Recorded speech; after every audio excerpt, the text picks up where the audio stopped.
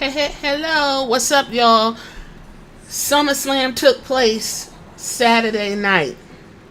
Everybody's super turned. I'm turned because the tribal chief has returned, and you already know I goes up for Roman Reigns. So that just business was booming. Prior to that, I'm not really sure where everybody saw all this excitement in SummerSlam. I'm gonna be honest with you, half that shit I was pushing through. I fell asleep during Cody Rhodes and fucking what's his name, Solo Sikoa match. If y'all don't get Tangaloa up out that motherfucking ring, I know something.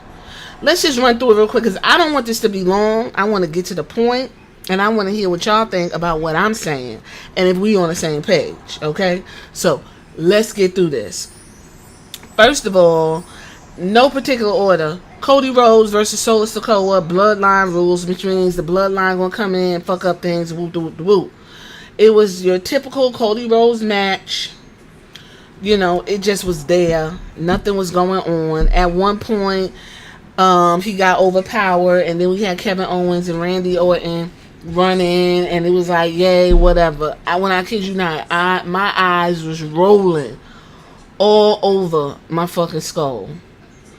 Then they laid in the ring after Randy and Kevin ran out with the two Tongans, and then it was like doom. But the thing was, it was kind of like a pause because they did something to Roman Reigns' music.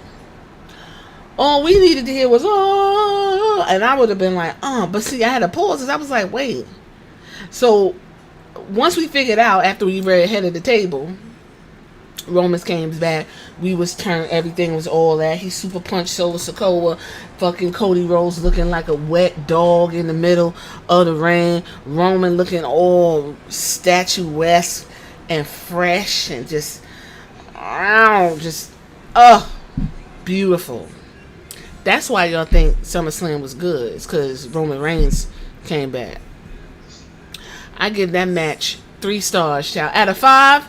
3. That's it. Because I could not keep my eyes open. I'm not even gonna hold you. I don't want Roman skipping around with Cody.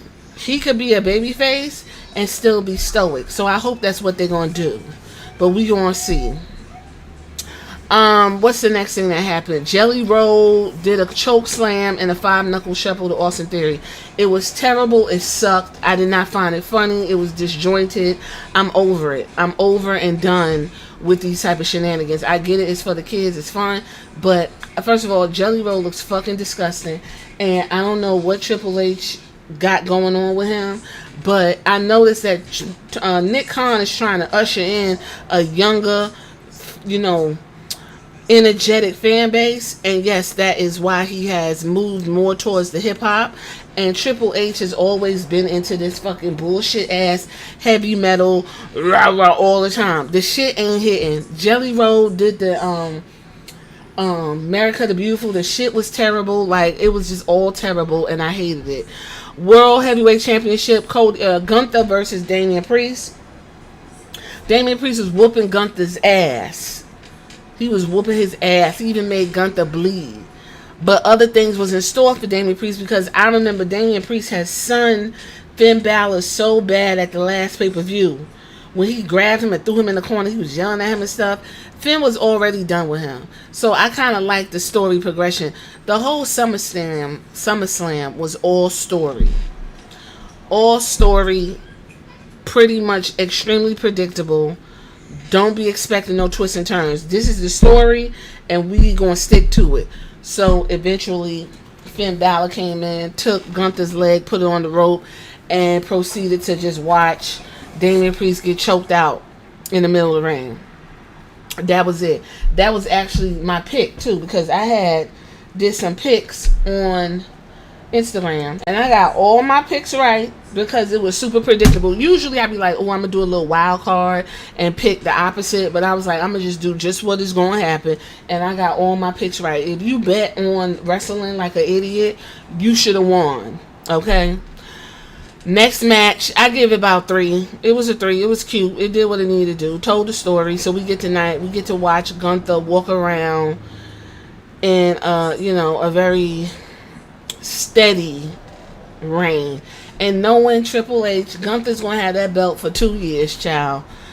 Drew McIntyre versus CM Punk. Seth, special guest referee. I love Seth's outfit. I was like, I hope it's sparkly and glittery, and that's exactly what it was. It gave me what I needed, and I especially like his pants.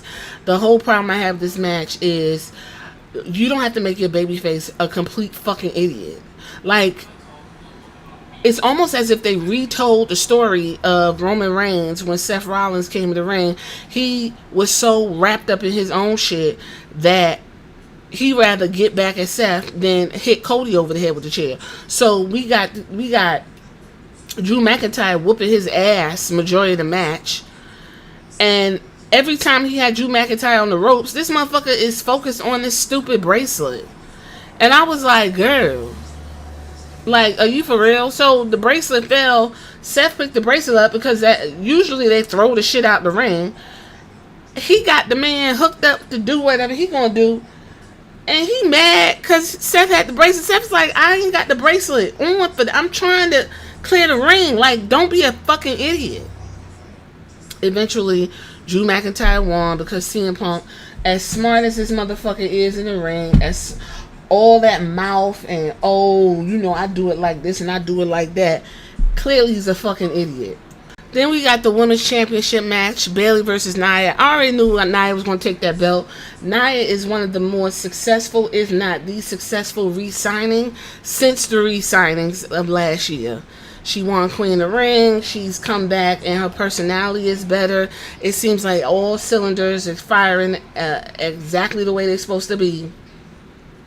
And Bayley is just not giving. Once she beat Io Sky and her story was finished, there wasn't too much of nothing to talk about once Bayley got the belt. It was just like, okay.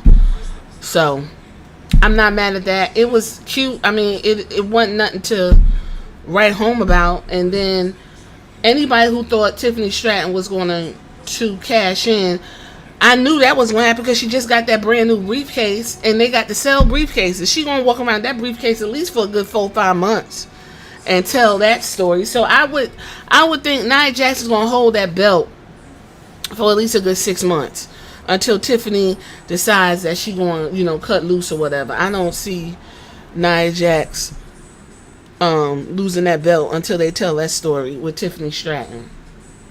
I give the match a 3. 3 out of 5. Nah, it was there. Logan Paul versus LA Knight. Another match that is like Logan Paul should have been WWE United States Champion probably months ago. Not Logan Paul, LA Knight. Logan Paul didn't defend the title. Logan Paul's PR right now is absolutely abysmal. This is just like, okay, you got it. I don't even know why the match went as long as it did. LA Knight got it. It was cute. 2.5 out of 5.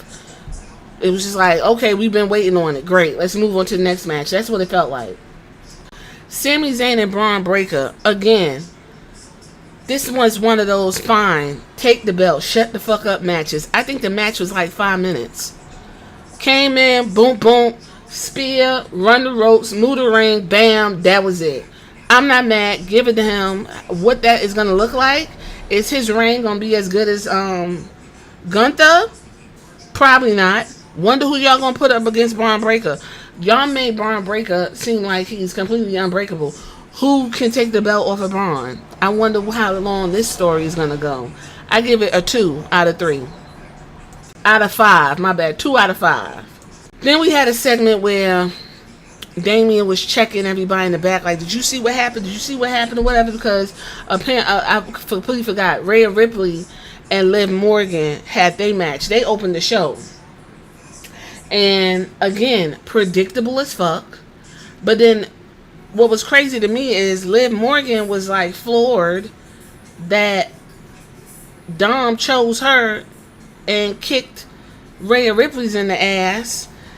It was just, something was a little bit off the whole match. It wasn't exciting and it wasn't bad. It was just there. I give it a 3. simply because they pushed the story, and we gonna tune in tonight for Monday Night Raw to probably get no real explanation or payoff. Well, we got the explanation. It's the Liv Morgan tour. Now Liv got the Judgment Day. She got Dom. What next? That's what's left of this whole story, which will continue into Bad Blood, right? So I give it like a 3 out of 5. Like I said, Damien was back there, rah rah, what's going on? Jacking up Finn. Finn's like, listen, I don't know what you're talking about, but we gonna figure it out, because Finn took that hotel key. Finn has gotten his belt. He was warming up to Liv and all of that old shit. So I wouldn't be surprised if Finn was a mastermind or something a long time ago. Then at the end of the match, Dominic went ahead, put his tongue down Liv throat or whatever. It was whatever. You know what I mean? Overall, I mean, I went to the bathroom, I ate, I cooked, I did all kinds of things during SummerSlam. It was nothing to where like it was appointment television. No, I will not be replaying SummerSlam. It was alright. 3 out of 5. 5 men, absolutely fantastic. I give 2024 SummerSlam a 3. That was it. Roman's back. How is Triple H gonna book him? I hope Triple H doesn't book Roman and Roman continues to work with whoever he was continuing to work with. That's really it. What y'all think of SummerSlam? What y'all think of what I had said? Am I too harsh? Whatever. Whoop de whoop de whoop. Hit me in the comments and let me know, right? Alright, later.